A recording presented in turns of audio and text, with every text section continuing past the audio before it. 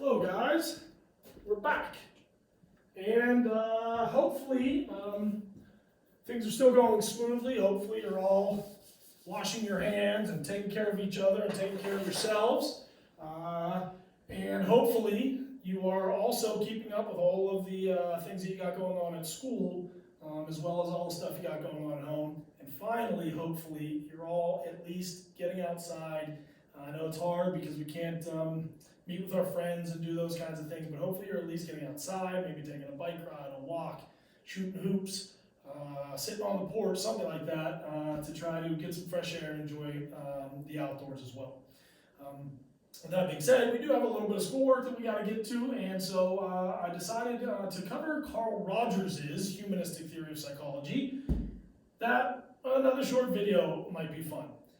And so this one should be a little bit shorter than the lecture on Freud. We're going to try to keep it under 15 minutes, but I want to cover Carl Rogers' theory. So if you haven't already, maybe you need to pause the video, you can do that. Go to your notes that you have in your notebook under Carl Rogers, and you can follow along with me. In fact, the notes that you took on Rogers should be the chart, kind of the flow chart that goes down both sides, and we're going to go through that chart step by step and hopefully get a good understanding of Rogers' theory of personality. So before we get to the explanation and we go through the little flow chart that helps understand how his theory of personality says we develop, just want to go over and highlight some of the key vocabulary terms. So in this first slide, we see that like Freud and other theorists that we've learned about, other theories, Carl Rogers believed that our personality was, the model that he created consisted of two parts of who we are. We know that Freud looked at the id, the ego, the superego, those three parts of who we are, right? Carl Rogers, in his humanistic viewpoint, viewed us as being two different pieces. He referred to those two parts as the organism and the self. So just to explain that concept first, the organism, according to Carl Rogers, is the physical organism, the actual physical body that we are. It's the part that everybody can see and hear. It's the part that gets up and walks around. That's your organism. The other part, the self, according to Rogers, that's more the personality part of who we are. That's the thing that's inside the body. That's less the what we are and more the who we are. According to Carl Rogers' theory, he believed that those two pieces have to come together, and the body and the organism and the personality and the self have to find a way to fit together and live appropriately for us to be able to be healthy and to achieve our full potential. Part of that process of bringing the organism and the self together involves something that he called positive regard. It involves our dealings with conditions of worth versus unconditional positive regard. And ultimately, in the end, he believed that the goal as we grow and develop into our personality is to eventually become what he called fully functioning. Very similar to Maslow's idea of self-actualization. And you'll see the similarities as we study both of them. All right, so let's go through the process that Rogers says we go through. So the way we're going to do this, we're going to start with the two parts, an organism and a self. And we're going to watch the organism and the self develop. So these arrows in the chart are they represent our growth and our development as we go through life and have experiences, okay? So the very first experience that we have with other people comes immediately when we are born and brought into this world. The experiences and the development that we go through as we grow and develop into who we're going to become eventually, a lot of it involves our experiences with what Carl Rogers called our significant others. Significant others, as you could guess, are people that we have in our lives that are important to us. the very first significant others that we encounter typically are our mothers. Now, that's not completely accurate for every scenario. It could be a dad. In some cases, it could be adoptive parents. Whatever it is, there is a caregiver that is that immediate significant other. And so in this case, we'll just use mom for that, right? This is the person that holds us first, that feeds us, that protects us, that makes sure that we're safe. And so we develop this connection with those people, those significant others, and that's why they become important to us. All right. Well, part of this process of growing and developing really involves us recognizing who these significant others are and ultimately wanting to get approval from them because they are important to us. And that makes sense. People that are important to you, you want them to approve of you and who you are. That is a significant piece of how we grow and develop. Now, what Rogers recognized was that there are two different paths that we can sort of go down as we develop and grow and try to get approval from our significant others. So this idea of approval is what he referred to as positive regard. We want our significant others to regard us positively. And that's just that idea of gaining approval. So, as we grow and develop, we can go in one direction. And if we grow and develop in this direction, and we have experiences throughout our life where we are more commonly finding ourselves in a situation where our significant others place conditions of worth on us, this has a negative impact on our growth and development. So what Carl Rogers means by this is that we may have experiences with significant others, whether it be our parents, our peers, our teachers, our coaches, our neighbors, whatever it might be, family members. And in those experiences, those people may base their approval on whether or not our actions are what they want from us. Basically, they put conditions of worth on us. I will find you worthy. I will love you as long as you act this way. I will accept you as long as this is who you are. That is what he called conditions of worth. Now, all of us in our 16, 17, 18 years of existence have seen and experienced this. This should make sense to you. Well, according to Rogers, if this is what we experience more often than the other side, which we'll get to in a second, what happens is we find ways to deal with that situation. And so what we do is we cope with this by not allowing certain parts of who we are and who our personality is out. Because we know that if we do let some of those things out, some of those personality traits and those things about who, the things that make us who we are, we know that some of our significant others won't accept us for that. So what do?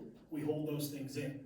We don't act like our true selves because we know that some of those things will end up causing us to not get that approval that we so desire. If this is the case and this is the experiences that we have consistently throughout our lives and the people we surround ourselves with are always placing these conditions of worth on us, Rogers says that our organism, our body, and the actions that it's doing and who we really are, ourself, never fully come together. In fact, they grow apart from one another because we're always holding back who we are and not letting it out. And if that is the case, we will never reach our full potential. We will never fully be able to express who we are because if we do that, we won't get the approval that we desire. Now, I hope that for most of us, that's not the common experience that we've had in our lives, but I think for most of us, we can relate and understand this on some level, right? How many of you know that friend or that person who acts one way when they're with you, but then when their girlfriend or their boyfriend is around, they act a different way? And it's because they know to get the approval from their girlfriend or their boyfriend, they can't really be who they are. And so they don't express themselves completely when they're around that person. So that's just a simple little example. Now, on the other side of this, we can grow and develop and have experiences that are a little bit different. Carl Rogers also said that we can have experiences with our significant others where we're not having conditions of worth placed on our behaviors and our actions. Instead, what we get from our significant others is what he called unconditional positive regard. Basically, that's unconditional love. It's not, I will love you as long as you act this way. No, what this means is our significant others say, I will love you no matter what, because I love you and because I accept you for who you are. I might not like everything that you do and everything that you say and the way that you act all the time, but I'm still going to accept you and give you the love and the regard that you deserve. That's what he called unconditional positive regard. If we go through life, and that is the more common experience that we have with significant others, if they love us unconditionally, no matter what, even if they don't like it all the time, they still love us, then what happens is our organism and our self can come together. The body, the organism that we live in, can now express itself and act and say what our personality and our self and who we are really wants to act. We can express ourselves the way we want to. If that's the case and the organism and the self can come together, because others now love us unconditionally no matter what we do or say, now we can start to express who we are fully. We can express how we feel, how we think, and who our true personality is. If we can live that way, we no longer have two arrows. We have one arrow coming together. And now at this point, we can become what Carl Rogers called fully functional. This is where we can be ourselves. This is where we can reach our potential. This is where we don't have to hold things back. And he said that is a much, much healthier way to live and a much healthier experience to have as your personality grows and develops. Now, I'm going to share a quick story with you. And it goes back to the example I gave with somebody that you may know that acts differently when they're with their boyfriend or their girlfriend. This is the one theory that of all the theories of personality that we're studying, that I've studied in the past, that to me makes the most sense. Now, I'm not saying that means that it's the right one. I'm just trying to get you to be looking at these theories as you're reading about them and learn about them in terms of which one do you think makes the most sense. To me, this one, I had an experience in my life that made this Carl Rogers model make sense. I dated a girl, my high school sweetheart. We started dating in 9th grade, and we were boyfriend and girlfriend for 12 years, all the way through high school, all the way through college, and even after college. Now, there were times where we were off again and on again, where we, break up, just normal kid stuff, whatever. But ultimately, we dated for 12 years. I am not married to that woman now. And there's a reason.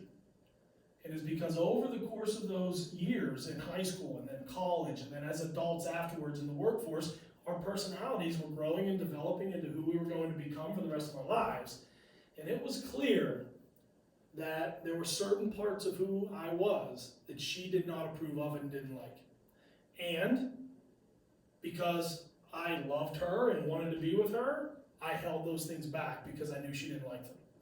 My friends knew it, my family knew it, people would bring it up to me and they'd say, you act differently when you're with her than you do when you're with us or whatever.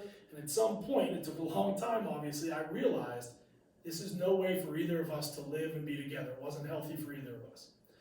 And there was no fight, there was nothing that made us break up that was nasty or mean or anything like that. She was great, but it just wasn't the most healthy way for us to grow and live. And so, eventually, we did break up. I had to leave her and say that this can't work out this way anymore. She went her way, I went my way, and now we are both very happy. We're both married and have families and have gone our separate ways. But it took me a long time to realize that I was going down this path.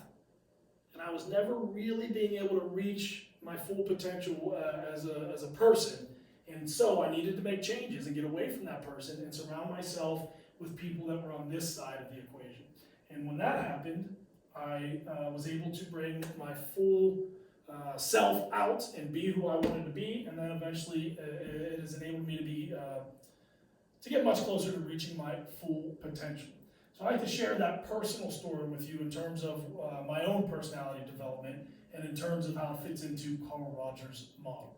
And those are the kinds of things that I want you guys to be thinking about yourself, about your boyfriend and your girlfriend, your family members, your friends, as you're learning and reading about each of these different theories about how personality develops. Wash your hands, and I will see you in Schoology.